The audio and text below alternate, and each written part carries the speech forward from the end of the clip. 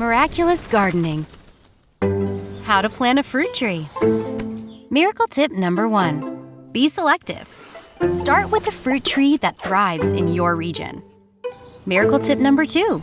Give it sun and space. Find a sunny spot away from utility lines and make sure your tree will have room to spread out once it's mature. Miracle tip number 3. Plant in spring. Dig a hole twice as wide and no deeper than the container your tree came in. Keep the line where the trunk meets the roots just above the soil. Miracle tip number 4. Prep the soil. Plant your tree in a 50-50 mix of garden soil for trees and freshly dug soil.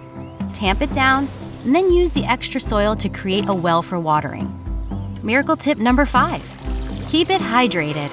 Water deeply now, then repeat at least once a week. A 3-inch layer of mulch will help retain moisture. Miracle tip number 6. Keep it balanced. Stake your new tree to give it support. Miracle tip number 7. Feed the tree that feeds you. Come fall, feed your tree with plant food designed specially for fruit trees. Learn more about miraculous gardening at miraclegrow.com.